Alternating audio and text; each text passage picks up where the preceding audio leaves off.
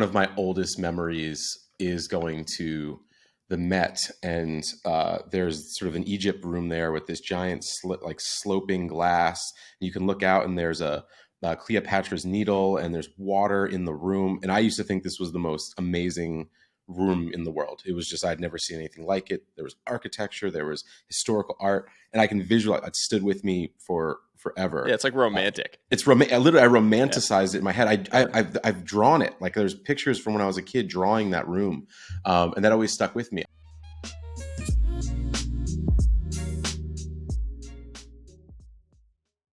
My man, how you doing? What's going on? Dude, I'm great. I'm a little under the weather, and I can give you the context on that because it's related. But you look great. I like your hair is looking good. You look like you're either going with the slick back look or you just took a shower. Let me guess that the reason you're sick is because of the event that you were at. Yeah, that's right. Much to my wife's chagrin, yes, I think that is the culprit here for sure. So, can you talk a little bit about that? I think people kind of want to hear about it. Yeah, so for people that didn't have context on this or didn't see it on social or wherever, I don't know, it was like a week ago or so now, hosted an in-person meetup with our friend Sam Parr, co-host of My First Million and founder of The Hustle, which he sold to HubSpot. And basically the whole thing came around in like a pretty funny way. But like Sam was in New York this summer. We were hanging out a bunch. Our wives are friends, etc. And he like texted me one morning and was like, "Yo, we should do a meetup in New York." And so I just said, "Yeah, cool." Right. Like I was just like doing something else. I was like, "All right, cool, Sam. Yeah." And then a few minutes later, he's like, "All right, I tweeted it out." And I was like, "What?" And I look, and he's created an Eventbrite link that says like Sam and Sahil meetup. It's got my face on it. And he's picked a date for it without asking me the date and sent out this whole thing. And then literally it was like 3 weeks in the future. And for the like 2.5 weeks leading up to the event, I'm getting daily texts from Sam just being like, "Yo, 600 people have RSVP'd. Yo, 700 people have RSVP'd." And I was like, "Dude, do we have a venue?" Like, I didn't know what the hell any of the stuff was happening for the event. Like, I literally had zero context on it. So in the end, we ended up having this event. I think in total, like 1,400 people RSVP'd, saying they were going to come to it. These two guys, Andrew and Tops, like basically volunteered themselves to coordinate the event, found this insane venue in Lower Manhattan that we kind of got comped and hosted this event. And like 1,000 people showed up, dude. So I don't mean this to come off the wrong way, but I love both you and Sam.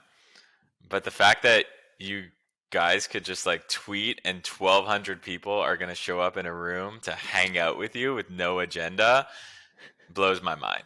Today's episode is brought to you by a company and product that has literally changed my life, and one that I use every single day. I started taking AG1 in 2011 because I wanted to feel great. It's been a staple of my morning routine ever since. Yeah, that's 10 years and 99% compliant. I met the CEO when we were training at the same strength training facility way back in the day. He had been creating an early version of the product to battle his own gut health issues when he realized how challenging and expensive it was to create an optimal routine on your own. I started taking it during those college baseball years and was completely hooked. Over the years, it has kept me feeling on point physically and mentally. The best part, it fits into whatever lifestyle or diet I'm currently experimenting with, from keto to paleo to vegan and more. It's a tiny micro habit that you can execute daily that has large, long-term, and compounding benefits. The product has over 7,000 five-star reviews and is trusted by a long list of professional athletes and leading health experts. I love it, they do, and I know you will too. To make it easy, Athletic Greens is going to give you a free 1-year supply of immune-supporting vitamin D and 5 free travel packs with your first purchase. All you have to do is visit athleticgreens.com/WIH. Again, that is athleticgreens.com/WIH to take ownership over your health and pick up the ultimate daily nutritional insurance. You won't regret it. Well, so first off, I think most people probably thought there was going to be some sort of agenda. To Sam's credit, in the Eventbrite description, he was like, "Don't fly in for this event. That's too much pressure." He was like, "It will be at least okay, but probably not great," or something like that. And so there wasn't really an agenda. The one thing I will say is, like, I don't know how many people showed up to hang out with us as much as like to meet us potentially, plus get to hang out with each other. Like, I said it when I was speaking at the event. We did a little bit of speaking, and when I said it at the event, but like, one of the amazing things about a city like New York is that you can go out on a Thursday night to something like that for free, basically. And there's just like, there was 1,000 other like young, ambitious, excited people there that were all there because they wanted to learn and be around other smart people. And that was so cool. Like, I called it intellectual chemistry, but like the intellectual chemistry in that room was really inspiring to me. It also just left me feeling like we need to do more in-person events again. Even us, like with our podcast recordings, like we need to get back to doing more of these in person, because it's just so much fun when you get people's vibes in person, and you start coming together in that way. And then my final realization, which kind of ties directly to some of the stuff I want to talk about to you, around your guide to startups, which we can dive into, is like, the power of community is really hard to overstate.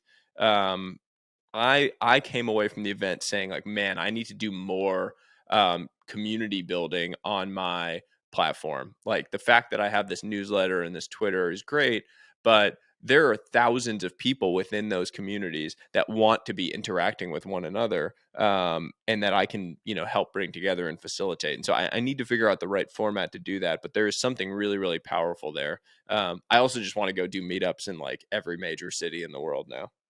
It's also a testament to people are tired of being in front of their screens all the time. So like they see a tweet about, hey, there's this in-person event, and I follow Sahil and I follow Sam, and they're so excited about just actually RSVPing and going. So the same sort of like energy that we saw like around digital products in early 2020, you're kind of seeing with IRL type products. Yeah, it's a good point. I mean, we've seen it with some of these different events, right? Like Art Basel, where we were filming last year, like the excitement to be back in person. Some of these NFT weeks that people have had, LA Tech Week, happening right now, Miami Tech Week, like all of these things. I do think the energy around in person is pretty unparalleled right now. So I'm excited to start doing more in person. Hopefully not, getting sick from it. I don't have COVID, by the way, but did come down with a little head cold here. So pivoting a little bit, I texted you prior to this episode, or maybe like a week ago, that I wanted to dive in on a tweet of yours, which is kind of like a weird backdrop to an episode, but this is like, it's such a prime tweet and thread that I feel like it bears. I mean, you could probably write an entire book on this, Greg, someday. And so let's do an episode on it. We could start with that. And if you decide to write a book on it, I'll hook you up with somebody. But your tweet was, it was called "My Guide to Startups." And as context, everyone knows you, probably that's listening to this, but you've spent your entire career in life working on businesses, startups, ideas, etc. And so you have, as you said in the tweet, you've lost millions, hired hundreds, raised millions, and sold companies all before the age of 30. And so this is like your guide. It's like your Hitchhiker's Guide to the Galaxy, for the startup world. So what I was hoping we could do, if you're open to it, is basically go through this. And it's sort of like a set of distinct principles. And I imagine each one comes with some sort of story or experience you had, and insight. And so I'm kind of hoping we can like dive into, hopefully all of them, but if not, some of the most salient ones for you, and go from there. Let's do it. All right. So the first one on the list is something that we've definitely talked about in the past. You said venture capital and PR are like drugs. Drugs can kill you or save your life. Use accordingly. So I thought that was really interesting because of the juxtaposition of can kill you or save your life. So would love for you to just like kick off there and tell me what you were thinking around that. So I've seen what. Let's just talk about VC first. I've seen how helpful VC could be, and I've also seen it destroy, lives and destroy companies.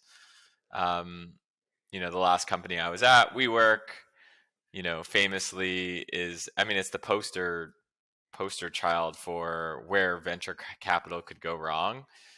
I joined the company. I think I was the 13,000th employee in acquisition. By the time, I think it was like 4 or 5 months later, I remember someone telling me that they were already at 17,000 employees. So imagine hiring, 1,000 people per month. It's just so insane. So insane. And I think with VC sometimes comes this growth at all costs mentality, which sometimes works and sometimes, in the WeWork story, obviously doesn't work. Yeah, I mean, there was like during the raging bull market, there was an assumption that you could like eventually make a business model work. And if you just kept growing, you'd eventually figure out how to make the unit economics work. I think people have now come down to earth and realized that generally that's not the case. It's very hard to like all of a sudden find a unit economic model that works.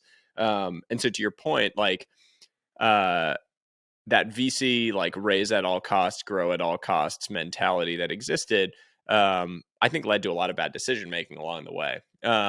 What about the PR one? So like PR is like a drug. What did you mean by that? So PR, like it feels so good when you're on the front page of TechCrunch, you're on CNBC, like it feels really good, but it's very fleeting. So it's a very fleeting feeling, and for startups, the most important metric, as you know, is just it's product market fit. Everything should be around product market fit, and it when you have it. The PR could be helpful, like VC, in the sense like it's good for like finding new customers or hiring people, but again, it's very fleeting. What I had before, actually, I'm remembering what I had before writing this. That VC and PR were drugs. I had VC and PR are like fast food. They taste good while you're eating it, but afterwards you're probably not going to feel so good. But I removed it. I was feeling a little pessimistic on PR and VC, so I removed it and I said, in some cases, PR and VC make sense.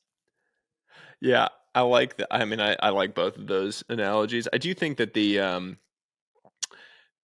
thing with PR and with journalists in particular is like it's great when they want to write the positive story on you, like great fundraising round, you raised all this money, like fast. That company, the one-click checkout company, like every journalist, TechCrunch, Forbes, all of them were like touting this as such an amazing company, raised all this money, it's like growing like crazy, it's amazing. And then as soon as the company was going under or like challenged, every single one of those publications was like dunking on them with like zero regard for the things they'd written previously. And so it's one of those like easy come, easy go, right? I mean, it's the same thing with venture capital, PR and VC. So that's a good starting point. Your second one, I think, is the most liked one in the entire thread. And it said, Okinawa is an island in Japan with the highest life expectancy. It's called the land of immortals. The secret? Almost everybody gardens. Entrepreneurship is a marathon, not a sprint. Be sustainable. Find your gardening. I love this one because it's so your vibe and like personality around these things. So please speak to this one. You know what I did about an hour ago? Gardened. I went and go picked some blueberries from my blueberry tree.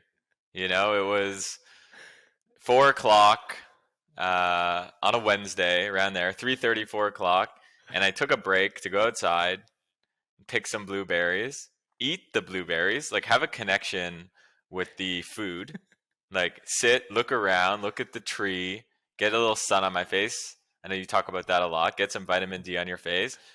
and then come back, took a shower. That's why my hair is a little wet. And here I am. And I'm a big proponent of just, slow living. This is called slow living, where um, it doesn't mean that you're not working hard. It just means that you're also taking a little bit of time to connect with nature or connect with yourself, and be really creative. And, we had a discussion with Delian on the pod recently, and he talked about, how IRL work, is sort of, you're not serious unless you're doing IRL work. And, that might mean for a lot of people, like, taking the subway into New York takes, an hour to get to the place, and there's people everywhere, and you're catching your colds and COVID and stuff like that. And you know, you're eating food instead of taking a lunch. You're eating right in front, while you're typing an email. And I think what we're going to learn is that people who live sustainable, slow lives are going to live longer. And that's why I put the story about this Japanese island. I mean, this is one this is probably my favorite one in the whole list, because this is something that I have really viscerally wrestled with both sides of, as you know. Like, I spent the first 7 years of my career in a hardcore finance track where it really was work till you drop 90, 100-hour work weeks. And that was, you took pride in that. And that, it's like Delian, right? Like, you take pride in that grind and, not sleeping and not having balance. But I'm going to make money, and I'm going to do something hopefully world changing, and, create a bunch of value, etc. And I don't know if saw the light is the right answer for it, but I definitely have found a world of a lot more balance and fulfillment on the other end of this. And, for me, my gardening is taking a walk with my son, or with my wife and son, just being outside, getting sunlight, cold plunge, all of these things that I'm doing now, where I've tried to kind of find and strike a balance. I would argue are actually productive for my end goals of creating value. And so I've wrestled with both sides of this exact one, and I definitely have found anecdotally that this balance lends itself to higher feelings of health, both physically and mentally. I mean, my actual health metrics have improved markedly from my kind of before state to where I am today. Like, all of my blood readings, etc., are better. And mentally, I mean, my mental health is way better than it was, right? Because I'm sleeping more, and I get to spend more time doing things I love and with people I love.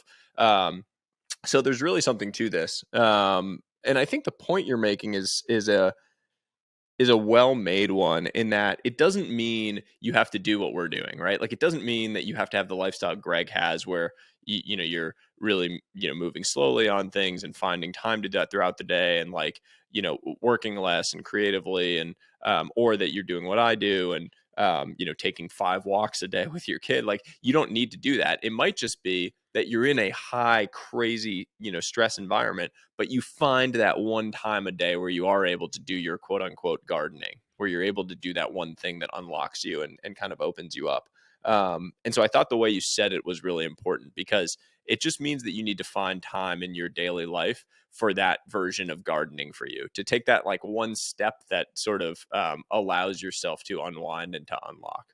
I mean, I'm not a religious person by any means, but the whole idea of a Sabbath, one day a week, you turn off your phone, turn off electronics, you spend time with friends and family.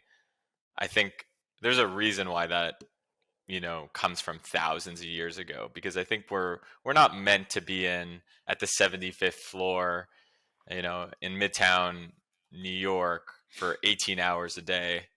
I don't think that's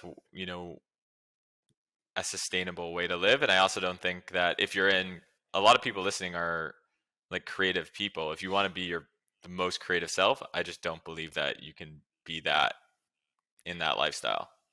Yeah. That's a great one. Let's jump to the next one, or another one rather. I'm going to jump around a little bit here in the interest of time. For most people, forget Harvard or living in SF. With the internet, you are more powerful than you think you are. Learn anything you want, connect with anyone you want, be anyone you want, and do it all hyper efficiently. What a time to be alive. Again, something that we've like talked about in passing with different guests on the show. Curious for like your most recent take on this. I mean, just yesterday, we're in a group chat, and a pretty well-known we were talking about money with a pretty well-known founder. I won't name him, but I told him, I was like, "Do you want to be 10 times wealthier? You want me to tell you the secret to being 10 times wealthier?" Because and he's like, "Yeah, leave New York City. Like, leave New York City.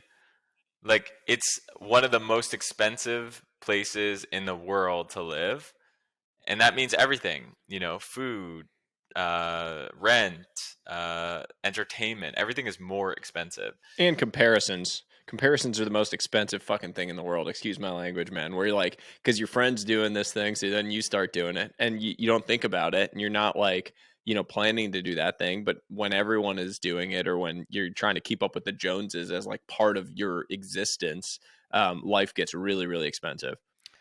Exactly. So that being said, like, do I believe that we just talked about New York, like you had this really amazing event and there was a lot of value there. I see value there. I just think that uh, there's so much high leverage work that you can do on the internet by building your personal monopoly, posting on Twitter, posting on LinkedIn, creating a blog post, creating a podcast, and then do what I did, which growing up, which was I would go to New York City with for doses of inspiration. I call it doses of inspiration.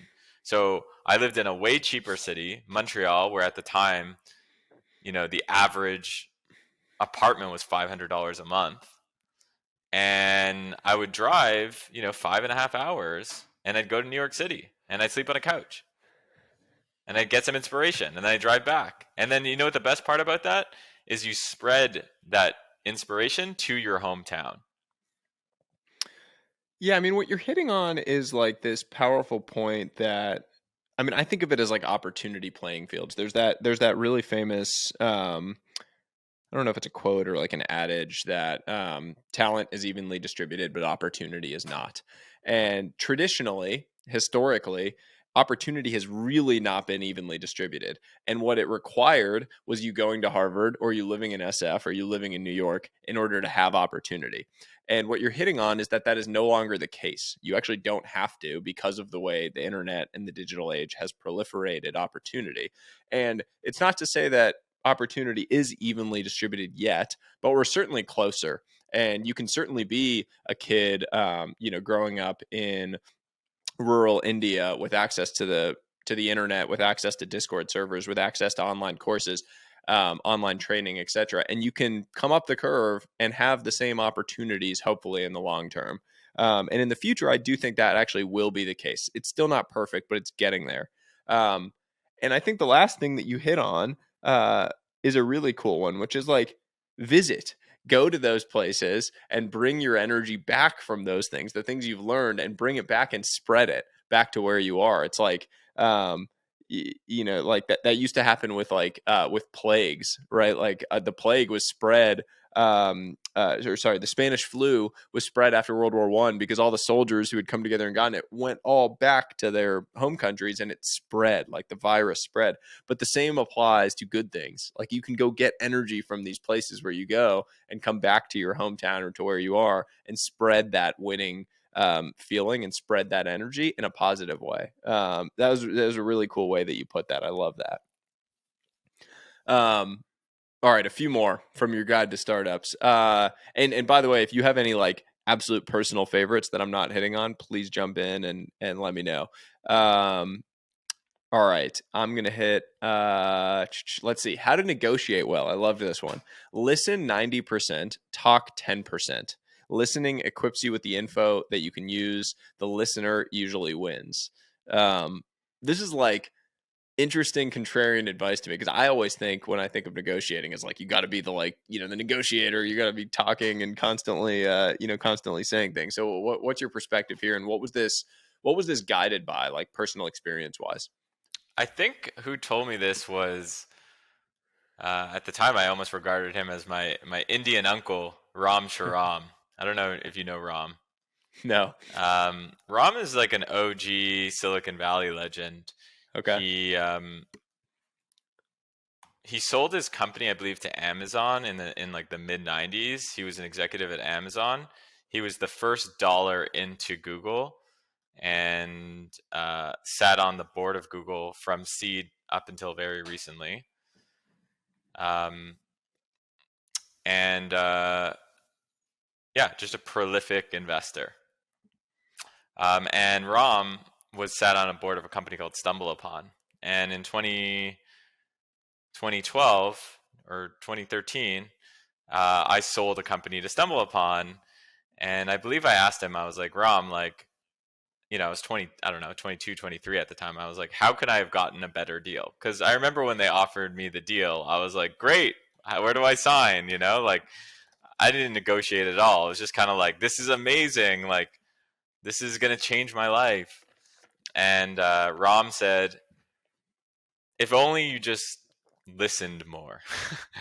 If you came into that meeting and you were just like pitching, and we offered you something and you're like, okay, and that was it. If only you just sat there and let us do the pitching and let us kind of sell you, I think you would have gotten a way higher multiple. So since then, even though it's sometimes really painful to be in a negotiation and to be silent more than you are talking because you're so excited about getting the deal done, it's kind of counterintuitive, but for me, it's been super effective. Yeah, it's like that Epictetus, I think that's how you pronounce it, the Stoic philosopher. We have 2 ears and 1 mouth so that we can listen twice as much as we speak. It's sort of like the practical application of that idea. I've always called it the paradox of words. Like, you talk less in order to say more. And in those situations, when you said it, when you wrote it, I was like, oh, that's different than what I would have thought. And then you think about it more and you're like, oh yeah, that actually is what a great negotiator does. They kind of sit back, listen, and then when they strike, they really strike, and they have the really thoughtful perspective and the idea. So it makes a lot of sense. I love that one. I think we've got time probably for one more before we have Tom come on from Arkive. Which one should we hit? How about this? Startup life is a life full of rejection. No rejection, no progress. What was your big rejection? What kind of cemented that realization for you?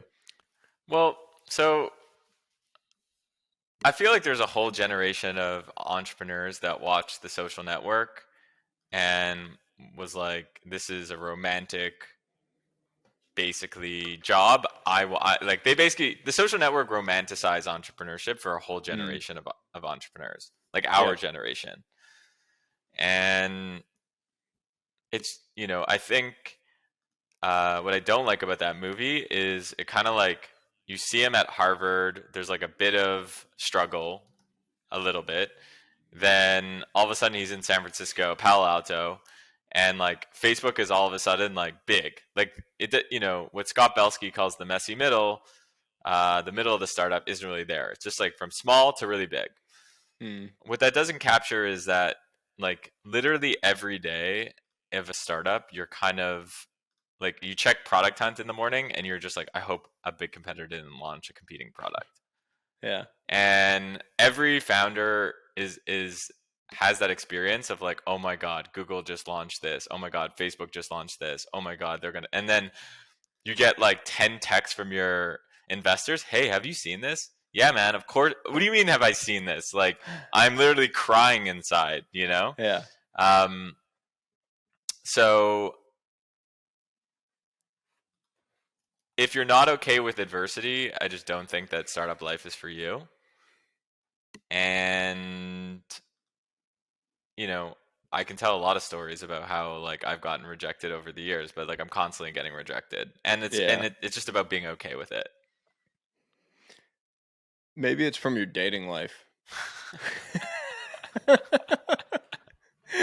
On that note, I mean, we have a guest joining for the latter half of this discussion, who is a serial entrepreneur, also a friend of yours, who I think you go back a long way with, and who's building something super super cool at the intersection of like in real life and Web3. So it relates to a lot of what we talked about, you know, the through line of this whole conversation. So why don't we go ahead and bring Tom in, and we can jam with him. What What's up, up? everybody? What's up, man? Hey, how's Nice everyone hat. doing? I love that. I need one now. I got my black dad hat. I got to get an Arkive black dad hat. Dude, when I tell you I've got a lot of dad hats. I've also got a lot of logo hats from prior companies. I've got walls of historical shots on goal. Well, we were just talking actually right before you came on about how the ability to like handle rejection is a key trait of successful startup entrepreneurs. Any thoughts on that? I mean, handle rejection is certainly part of it. I think you almost have to compartmentalize rejection into just like, you know, a bad conversation. You got to kind of assume that that's going that way. I think it's almost I have this kind of thesis where it's kind of like a boxing thought process, where most of the time being a founder is like trying to avoid getting punched in the face. It's like you can take a lot of body blows. So things like people saying no or rejection, or you didn't meet the quarterlies, or the app didn't ship on time. Those are like, it's like, oh, a kidney, oh, the lower back, whatever. But you're like probably not going to get knocked out by that. But you're really trying to avoid the like, like that one that really puts you on the map. So I think that there's something about resilience there and like get back uppedness. Yeah, I like that. I like that analogy a lot. I've thought about this in the past, how there's sort of two types of people. There's like, you know, you encounter the like glancing blow in life, right? Where like you almost get knocked the fuck out, Yeah. but you like somehow, you know, dodge it slightly. Like it just kind of is a glancing blow. And there's two types of people coming away from that. There's the person that is like, oh, whew, good, missed me. Like I'm good, I'm cool. And then there's the person who's like, why did that happen? Why did I almost just get knocked out? Like, what did I learn from that? How did I leave myself open to it? And you got to bet on that second person to win in the long run, because you just learn so much more from those glancing blow situations if that's the approach you take, versus just feeling fortunate for not getting knocked the hell out. I mean, it's like we're always just going through like repeats of childhood loops, right? And like if you never fell, you probably never learned to walk efficiently. If you never missed a shot, you never became a better basketball player. If you like, find me the person who's had just a streamline like tailwind the entire time. They're gonna fall hard whenever actual adversity shows up. I think there's something to be said for, you know, the advantage of having a tailwind for a while and how that probably sets you up for something, but adversity isn't the thing it sets you up for. So at some point you will be challenged. And I think that's a tough pill to swallow if you've never really been in that circle or never been in that ring, if I'm going to keep the boxing metaphor rolling. Yeah. Oh, hey, Greg. Well, thanks so much What's for up, joining, dude? man. Last time I saw you, you were at my house at dinner. It was a while ago. Dude, that was when you were gentrifying Bayshore? I mean, that's one way to put it. That's, you know, definitely Is this SF days? Basically, here's the story, Sahil. So I got a house. Okay, people like to go left. I like to go right. 100%. I'm aware of that. You know, I like to be alternative for a lot of reasons. And I found this incredible house. It was amazing. It was kind of legendary in San Francisco. It was in a neighborhood called Bayview, which at the time, this is 2015, was like no one in technology in our world, Tom, was like No one spending time there. And I kind of made this house like a destination for founders, creators, musicians, artists to come and hang out whenever they wanted. And we had some good times there. Definitely. It was a good dinner. So I didn't realize until like just before the episode that you guys had gone way back in the day. I've like, you know, Tom, I've been kind of following all of your recent exploits, which I want to get want to get deep into. But I had no idea, of all of your your experience as an entrepreneur and all of the different things you've done. We have a common friend in Nate Bosshard, who was the first one who brought to my attention what you're building with Arkive. But Yeah. I mean, you've had like a super long career as a founder, sort of uniquely long, it feels like. I mean, you've done a bunch of different things, had several exits I'm along like, the way. is this shade? I can't. Yeah, I'm like, no, it's like, No, you're still standing, dude. no, I'm still standing, right? exactly. Was Like that- that's kind of my was that a point. I'm like, body man, blow? like, no, like, I mean, you've just continued to like roll out new ideas, new things. Like, what has been kind of the common thread through all of this that's that's kept you energized? Clearly masochism and self-flagellation at scale. No, I think I'm like perpetually curious, and I think the one thing that's kind of unique, sounds like I'm tooting my own horn or whatever, but I really haven't stuck to a genre. I like get obsessed with sort of these different sectors. So like my degree was audio engineering. I started on the music side, did like a record label years ago, ended up in like, doing a content management system for freelance web designers. That was like a SaaS business. Ended up moving that into mobile, like literally at the turn of mobile, doing about 17 iPhone apps.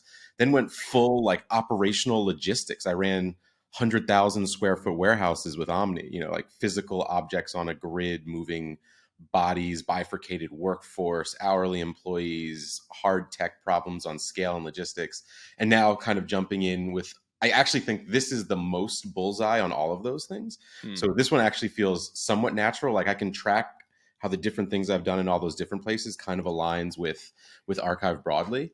But yeah, every time I get this moment where I kind of have this feeling where I could tap out at any time. Like I've been around long enough that I could probably join a fund. I could probably go to a FANG and, get paid and chill. Like I could manage someone's family office. Like there's a lot of things I could do if I just wanted to like double down on like knowledge and capital as a way to, expand my time. But then something hits. Someone says something in a conversation. I'm like, oh, what if we? And I just like, I guess I'm doing it again. Like it, and this, like, I swear to y'all, like I was not gonna do this again. Omni, we exited Coinbase right before the pandemic. It was 2 years. I'm bouncing around. I'm doing a bunch of different things, and I was just like, I kind of get this life. I can do this thing. And then, it's like got dragged back in, man. Dragged back in, and it's like I don't know. I guess there's some like obsession with doing it. I think I have a chip on my shoulder. I think any second or third time founders who did okay but didn't like crush, didn't get the thing. You're always like, well, I want to get there. Like I want to feel that other win. So I think those things are all a part of it too. Where you place your egos.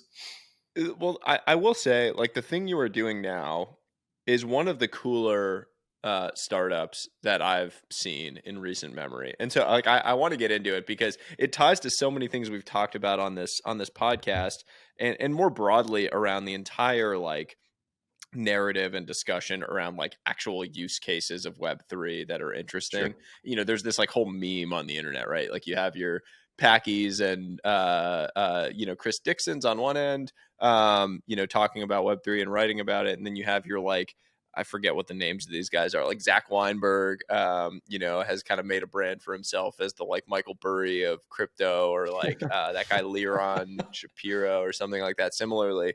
And it's like, it's become this whole thing on Twitter, like the back and forth, and like there's no real use cases, etc.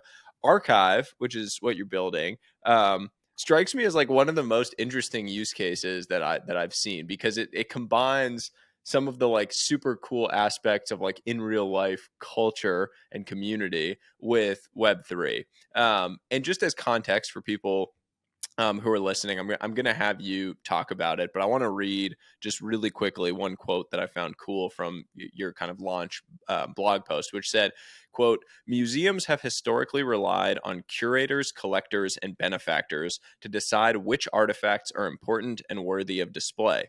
As a result, the history available for the public to experience is still largely determined by exclusion and not inclusion."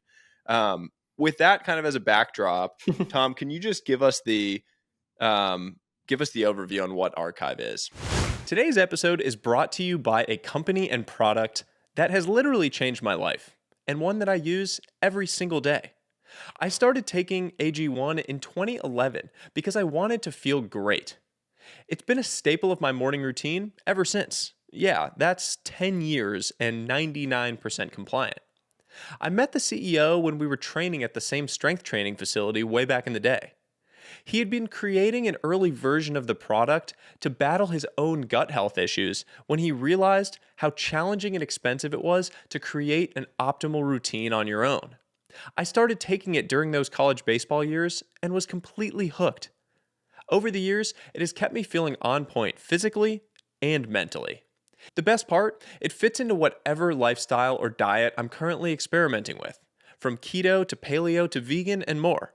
It's a tiny micro habit that you can execute daily that has large, long-term, and compounding benefits. The product has over 7,000 five-star reviews and is trusted by a long list of professional athletes and leading health experts.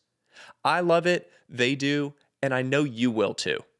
To make it easy, Athletic Greens is going to give you a free 1-year supply of immune-supporting vitamin D and 5 free travel packs with your first purchase. All you have to do is visit athleticgreens.com/WIH. Again, that is athleticgreens.com/WIH to take ownership over your health and pick up the ultimate daily nutritional insurance. You won't regret it. Yeah, so I think the idea is that we're simply reversing the museum system, right? And what does it look like if instead of going to a thing and experience what people are presenting to you, you're participating in the experience of what gets presented to the world? So, you remove the confines of the physical walls. You don't have to be in this specific space. It doesn't have to match exactly what the location is. You can maximize where objects are placed on a global scale to focus on impact. So instead of it saying, hey, it's impactful because it's within the confines of this building, you can say, no, it's impactful because it's out in the place where the artist most wanted it to be, or representative body of that. So if you're thinking of it that way, you can kind of change the narrative there. And then in terms of the way it operates, you're going down up instead of top down. So you're saying, hey, I think thousands of individuals at some level have a deep, it's called like the genius of the commons, have a deep seated understanding of many different things. And when you put them together, they actually can create with the same degree at some level of curatorial thought and education around why things are impactful. And what does that look like if you do it? How do you unlock the potential of the masses? I've always had kind of an obsession with pop music broadly. And this idea that, like someone can sit in a studio for 6 hours and make something that a billion people listen to in multiple languages or just resonate. And how there's always been this like, well, pop music isn't whatever. And I'm like, well, that's kind of insane. Like you would like to make something that a billion people resonate with.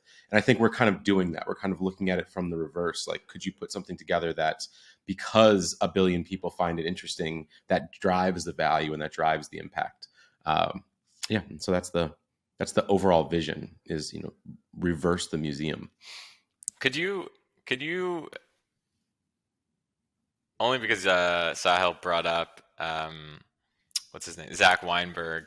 Could you do a Zach Weinberg take on Arkive, and can you do a Packy McCormick take on Arkive? Like, how does this succeed? Like, what does this look like if it succeeds beyond your wildest imagination? And what does it look like if, how does it fail? Sure. The detract. So you want me to do my own detractor? Yeah, I'm just curious. As a Sure. builder. I'll jump in on it if you want me Totally. to. If you're doing your own detractor, you would say. By the way, I find this I do this for all my projects. I'm fine to do it. Yeah, cool. That's not the problem. If I was going to be my own detractor, I would probably go down this path of saying, does the world need another museum? This is just random crypto tech people showing up into a space that they've never been invited to on purpose, and they're trying to change something that has existed for hundreds of years, and then they're throwing a crypto layer on it because that sounds cool, and they want to financialize everything. So The last thing we need is the financialization of museums. They should be standalone, democratized things controlled by people who are, spend the time to do the educational research around them. I think that's probably one way that you could go after it. And then you might go down a path of like, could you do this with a database or something? I think you can try to pull that card. The could you do this with a database is the could Amazon build this of 6 years ago? It's like anyone will ask you that question, and the kind of the conversation becomes, well, could it scale in the same way in different places? So I think it's probably the Zach Weinberg take. The Packy take is you open your phone anywhere in the world and it's Pokemon Go for culture. You see art on a grid around you that you help participate and curate in the most impactful places at the major in cities all over the world.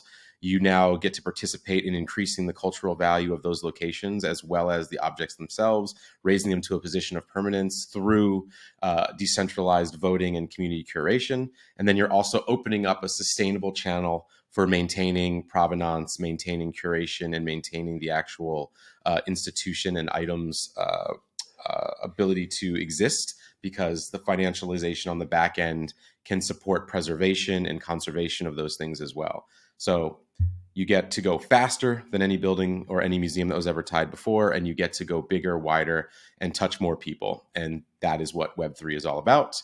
Put it back in the people and put it back out into the world as rapidly as possible. I think that's probably the Packy angle. I thought that was really well done for what it's worth. I mean, I think the interesting thing to me, I'm sort of I don't know if skeptic is the right word. I'm like the observer, the Web3 observer of this podcast. Greg is more of the bull. And I think the interesting thing to me about this in particular is that it falls into the bucket for me of like, how do you envision a world where more quote unquote regular people are onboarded into Web3? And is that possible? And if the answer is it's not possible, you're going to have a lot of challenges with Web3, because normal people like my parents need to understand it. Like people who aren't necessarily like techno optimists or technologists, and stuff like this matches that for me, where I just think like, okay, how do you reimagine the museum for the future? Like, forget crypto. Don't even think about crypto for a minute. Just say, like, what does a museum look like if you remove the geographic bars from it? If you're like, hey, I don't need to be in New York City to go to I grew up going to the Natural History Museum. So many of my like amazing memories with my parents are like going and just staring at the T-Rex there for however long that I did that. And now, I live in the New York area. And so I'm fortunate that like we have a young son, and I'm so excited to get to take him and do that. Well, if I was born in India, in Bangalore or something, and I didn't have access to that, what would I do? And if you can envision a world where you can like reimagine what a museum is in the context of the fact that we now have technology that enables you to experience these things all over the world and wherever they are, it's pretty interesting to just like all of a sudden unshackle yourself from something that was, previously a massive constraint. And that's like, crypto aside, just a very noble mission in my view. I'll tell you two anecdotes around that. One, I'm from New Jersey, grew up going into the city all the time. One of my oldest memories is going to the Met, and there's sort of an Egypt room there with this giant sloping glass. And you can look out, and there's a Cleopatra's Needle, and there's water in the room. And I used to think this was the most amazing room in the world. It was just, I'd never seen anything like it. There was architecture, there was historical art, and I can visualize it stood with me for forever. Yeah, it's like romantic. It's literally, I romanticized it in my head. I've drawn it. Like there's pictures from when I was a kid drawing that room, and that always stuck with me. I've also learned over time that it's kind of odd in some cases that antiquities from other countries and places have been pulled into institutions not where they're from, right? That a lot of times that is the spoils of war or the spoils of imperialism or all these different things. So there's a lot of nuance in the way museums actually function at scale. A lot of times they're soft power representations of political power. Certainly a British museum, for instance, things like that. So I think one, we can start to look at it as we aren't really forced to tell a narrative around a stance that is tied to like a government hegemony or something, right? So we can say If we curated a piece of art from Benin, it's probably going to go back to Benin. If we curate a Frida Kahlo, let's put it in Mexico City or Zihuatanejo. It doesn't have to be on display in Seattle. Like, just because we have it, we can think about impact first at a global scale, which I think completely changes the paradigm on that side. And then to your statement around onboarding of just normal, everyday, people who would participate in anything, consumers broadly. I do think the first decade of crypto has been largely tied to what it's worth, like back end tech, which was the same thing with the internet. You're building out TCP/IP stacks and things. Like, before you could get to AOL, you had to kind of get everything up and running for that. And I would say I think there's two sectors in that. There are people that is the way crypto, Web3, et cetera, should be. It is a purely enabling technology, and everything needs to be done on chain completely, and that is how it works. And then there are people who are more on the side that I am, which is, I don't think the average person will care at all until it's tied to in-person experiences, access, physical objects, things that they can touch, feel, do, like involve themselves in, and it provides actual reasons for being a part of a community or participating. So I'm all in on that side. And I think the other one is always a part of it. I don't disagree with the infrastructure, but I'm all in on, if we want to get your mom to care, or someone randomly in Bangalore that discovers they'd like to see that Frida Kahlo, it's probably better to figure out how to participate in a large community that can get them there, as opposed to just wishing on a star that they can, go to the Denver Contemporary. So functionally, is the way that it works that you become sort of like a curator or a patron, or what? I'm curious what the terminology is that you're using, but you become one, and then effectively you're kind of like part of the community, both in terms of voting on artworks, where they are, all of the governance around that, pieces that are being acquired, where they're being placed, how they're being shown, etc. And then also that, in the future, call it 10 years in the future, as this continues to build out, I am on a trip with my family in Florence, Italy, and I pop open the Arkive app or whatever it is, experience on my phone, and I can see, oh, there is this piece of, this old Michelangelo work is being displayed at the original place where he created it, here. And I can go with my family and say that I was a part of that experience of bringing this and acquiring this piece. And it becomes this like much deeper connection that I have with the artwork and with the culture around it. I think you summed that up pretty well. I think there's two layers on that. There is this idea of when you tie impact, it also can be just impact could simply be the most people possibly able to see it, as opposed to a lot of items that you find, or at least we're finding, are in private collections or vaults or mountains in Switzerland. Like, there's, a lot of this stuff is just hidden from the world. So there's a world in which we're functionally repatriating it out into the planet. So that's just going to private collectors saying, hey, this is a great way to get this out into the world. Your name can be a part of it. You're forever etched in the blockchain as being the original last provenance owner of the item. This is a great way to, to put that out there. I think there is a layer where membership, when the capital that raises from membership goes into the pot, which we then vote on how the allocation is. That's basically just swapping, right? So you're swapping ETH or USDC or however that you joined into a physical offline asset that has its own value, tied to offline provenance and appraisals, right? So you have that side. And then I think there is a pretty core part that we can unlock a lot of other value. So we think of it almost as we're creating almost like a cultural perks card, where every place one of those objects is, we also have somewhat of a BD relationship, right? So it didn't just show up there. If it, we have the patent for the ENIAC computer. We'd love that to live at the Computer History Museum in the Bay Area. If it ends up there, most likely we will also negotiate that any Arkive member gets 5% off at the gift shop, for instance. There's a lot of other things we can do. By every piece of art becomes both a billboard to drive new membership. So it's an out-of-home virality strategy. So if you see it and you're not a member, scan the QR code, tag the NFC. This is how you can join, and you could have been a part of the curation of this. There's most likely a perk that's attached to the membership already from being in that space. And you also get this somewhat ego-boosting, vanity, good service feeling that you helped this happen and establish there. So when you're sitting there with your mom, you can scan it and show your name, just like you would the Fisher family is all over the MoMA SF. Suddenly it'll have, Bloom right there as one of the people that helped to participate in making this happen.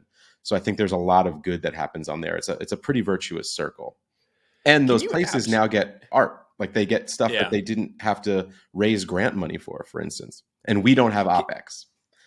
Can you abstract all of the crypto complexity away for people? Like that's the thing that I find always holds back Sure. my own understanding, or like, my willingness to really buy into the adoption of something, is like, there's just still so much complexity on the surface. But like, say, you say this vision of like a museum of the future, what does it look like?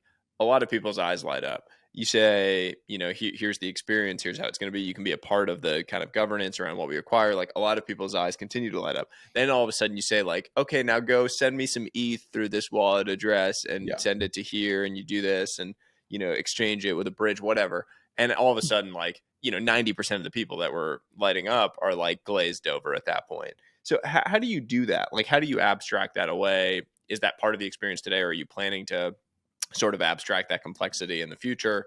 Can you talk a little bit more about that? I do think it's mostly abstracted, right? Because the reason that you're using it, the reason that the NFT, the crypto of it all on the membership side is for a couple reasons. One, it means that you can choose when you want to exit. So if you no longer think that this is something that is providing value or community or working, it's a straight up, we're going to leave, and I didn't invest, I didn't lose this capital. I can find someone else who is excited about the direction. So you can legitimately vote with your wallet, as opposed to, if you exited the Soho House, they're not giving you a refund, right? So you can determine that this is something I want to continue to participate in.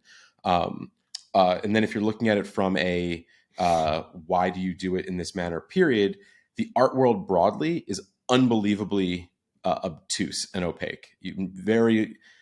People are building very big businesses simply just trying to data mine what is going on at any time vis-a-vis values, collections, why things are happening. In this case, we're putting massive transparency on that. So again, this is abstracted out because all you need to care about is, hi, I'm Sahil, and I'm a member and I voted to be a part of this, etc. But if someone was going down to look, they can literally prove he did this, he voted for this piece, he didn't vote for this, he's been a member for 6 months. Here are the other people he knows. Here's like, it's taking what's been going on behind closed doors and putting it permanently on chain, which I think both increases the likelihood that provenance matters, which is extremely important in art and collectibles and antiquities.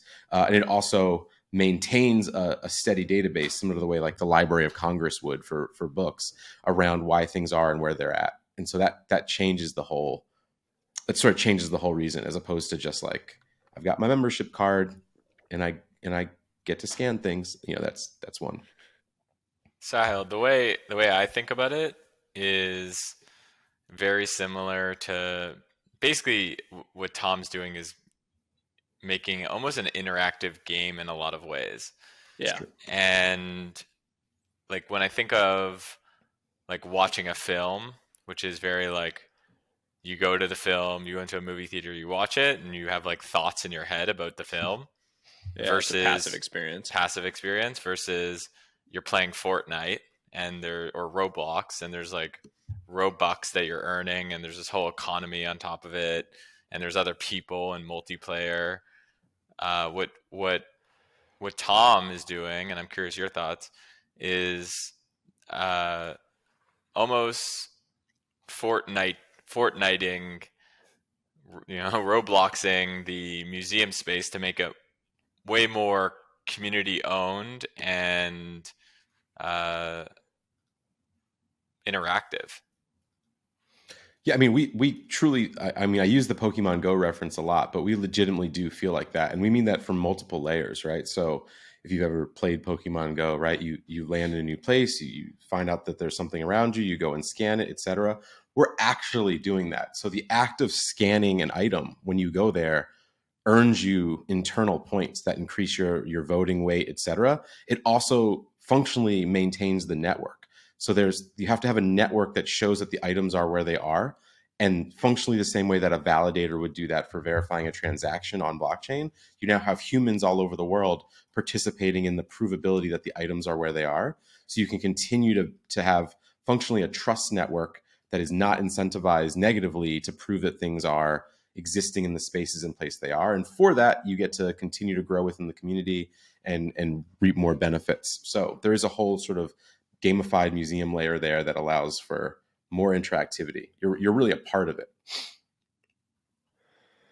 What are some of the other projects that have gotten you excited, Tom? Like, I'm curious, you're building something that strikes me as extremely exciting. And, I think it also just bridges a lot of my interests. Like when I think about culture and I think about the community angle of what you're doing, bringing people together, and the gamification of it, as Greg just pointed out, like all of that gets me really excited. And I'm going to message you afterwards because I want to figure out how to get involved personally. But like, what are some of the other projects you've seen or people that are building cool, exciting things within Web3 in this same kind of vein? So directly art related, I think there's quite a few people who are just trying to tackle that problem. So just there's 4K, there's Particle. I think they renamed themselves today, so I don't know their new name. But there's Americana. There's a lot of folks coming at this just bringing physical assets online, so you can start to tap into that latent value, utility, shareability. I think there will be an interesting kind of AR layer that comes out of that, where people start to experience items in a different manner. So all of those are pretty exciting. Kind of anything that's touching those spaces. Then this is not necessarily NFT based. There's a company called Alongside that's doing like cross network giant index funds. I'm personally just a big index fund person. Like I don't think I don't have the patience to pick a winner. Like I'm not a Same. day trader, but the idea that you can get a on-chain full basket of, let's say at the top 100 cryptos, but not in a weird, like literally provably backing a token and an asset seems like kind of a revolution. So I'm super bullish on them. Also, candidly, 3 of the founders worked at Omni, so cool. So it's kind of like I'm backing my former squad at some layer, or people from my team or teams that I've been a part of. So I find that super exciting. Yeah, I have one just like, sorry, this might be like a really simple functional question, but how does the actual acquisition process work at Arkive for a new work? Like I'm on your website, which I highly recommend people go to. It's arkive.net, archive.net. And I clicked into the ENIAC. Is it ENIAC or ENIAC patent? Yeah, it's ENIAC patent. Yeah, so, It's an so acronym, I clicked into the patent. Go yeah, and you've kind of like, it's very cool. Like there's storytelling around each thing that you guys are acquiring, where you're kind of telling the story of the the item that's being acquired, etc. But how does it actually work when you guys are acquiring one of these? Like functionally, how am I interacting with it if I'm a part of the community? Sure. So we have quite a few phases for how this is all rolling out. Phase 1 is what you're seeing right now, which is we've brought on a pretty intense set of like vetted curatorial individuals that have access in these spaces. So rare book collectors, fine art collectors, people who've worked at the Guggenheim, the Whitney, editors for Cultured Magazine, and they kind of come together over what was agreed on early on in the community. They voted on 1-year theme for the first theme, and that theme was when technology was a game changer. So every item that was proposed to the community in this run is tied to this overarching curatorial theme, right? And so the Genesis item there was the patent for the first computer. This kind of makes sense. If you're now building on a global supercomputer, what's the genesis there? When was the technology game changer? The first major mainframe that could actually outpace humans at scale, right? And then every item that's come from that has been tied to that in some different way. So the Lynn Hirschman Leeson photograph called Seduction is looking at the intersection of the female form and objectification through the technology of television. So it ties it to there. The prototype for the MTV Moon Man was looking at the convergence of music onto television. So playing off of TV again into music, and then starting to look at sculpture. And we're about to announce a new one that's at the intersection of like digital and film and video. And so that is presented and the community votes. In phase 2, the current plan is that every one of these items that were presented in can now be forked by the community. So the community can say, I think an object that we should acquire because we now have the Moon Man is the shoes that Michael Jackson wore the first time he did Moonwalk, because he won a MTV award for that. It's tied to music. That's an interesting item. And you start to build collections now against the items. And that's where, so you set the intention at the top from people who are kind of focused on the actual overarching theme. And then everyone gets to start forking and voting against that. And that is budget allocation that's voted on by the community. So we say, cool, that's great. Everyone comes together and picks that out. So that's kind of where we're moving into phase 2, is like extension against it. Just like you would fork a GitHub project, you're going to start forking different things. And then as they scale, the idea is we build out guilds. So we're sort of mimicking the Smithsonian, where the DAO operating side is kind of like the Smithsonian Institute. We're creating content, we're putting out the magazine, we're doing podcasts, we're finding the artists and putting out Twitter spaces with them. Then the community is slowly forming the Air and Space Museum, the portrait gallery, et cetera, over time, the science museum at scale. And then eventually you'll be able to choose to just be a member of one of those if you want, or delegate your voting towards, doubling down on growing those collections, et cetera. So we have kind of a strategy for rollout. It's going to take probably about 36 months to get that into a scale of something meaningful. But that's basically, you join, items are presented to you that are kind of incredible, you vote, and then over time you get to choose what to vote on internally based off of those items in a TLDR. How do you think about earning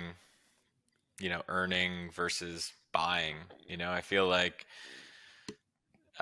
what some of the best projects are doing are having just really smart ways to allow anyone to earn tokens, so that, because obviously some people can't afford it. So I'm curious your perspective on that. Yeah, I think it's also really critical on our side specifically, because a lot of the folks that are joining Arkive, it's not like they made a bunch of money flipping CryptoPunks. Like it's traditional art folks, heavy duty collectors, academics, super curious people that just like love sports and memorabilia and watches. But it's certainly not like everyone here has a lot of money to go buy art, and so we're all coming together to buy art, right? So one of the things we've been thinking about, we have an internal system we call Archive points, which are not tied to any value. They're tied to engagement and interactivity. So there's a bunch of things that you can do to earn more points through participation and functionally keeping up the engagement of the community broadly and bringing in great people. And that can actually earn you a spot in terms of the ability to vote and participate. It may not come with all of the perks of the membership vis-a-vis like discounts or anything that comes out of the long-term business relationships, but it fully can get you a membership into the museum to help put your say in, to have a voice and to participate. So that's one way that we're looking at doing that. But I think there's a long way to go on that. There'll also be different tiers. So we're thinking about, there's a founding membership, which is mapping similar to patronage at a museum, where like this is the people who were there early. Their names are on a brick. And then over time, there'll be slightly lower voting weight memberships that come in at lower price points to get more people in. Oh, cool. Yeah, I was going to ask exactly that. Very, very cool. So where can people, like me, because I'm going to message you otherwise, like where can people learn more about this and sort of and find a way to get involved? Yeah, so I mean, arkive.net/apply right now. There's a kind of a crazy waiting list. I think we're over 2,000 people right now, and we're only letting in like 30 a week. So it's a little backed up. But the idea there is we're being like extremely careful about what it looks like to be a founding member. And so there's there's a full onboarding process. There's a why. There's it probably takes 5 minutes to apply, not like just an email. We're asking some like questions that we're interested in understanding, what you collect or what you care about, what, where are you passionate, those types of things, so we can understand who's joining in. And so that's basically step one right now. Over the next 6 months, there'll be about 4 more curations on that first collection, leading with most likely a mint for a membership in Q1 2023.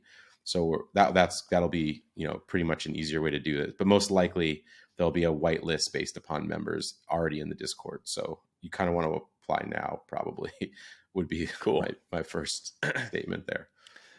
Well, I'm super excited about it. I mean, I said it up front, but I'm kind of the cautious observer around most of these things. But the way it kind of brings together culture, community, my romantic visions of museums that have now, been extended from my own childhood to my son's childhood. Yeah. I'm really excited to just see, this reimagination of these old institutions. And to your point, I had never really thought about, the idea of where things exist and where they sit in the world being so important here. And it really is. I mean, like, it's like the history, is written by the victors thing, right? Like, we can sort of remap that in a lot of ways and, like, kind of tear down some of the walls of, like, colonialism and imperialism that I think have largely informed where some of these works exist. So I'm super excited about what you're building, man. And I really appreciate you running us through it. I'm excited to see it continue to grow and hopefully be a part of it if I can make it through your 5,000 person waiting list here soon.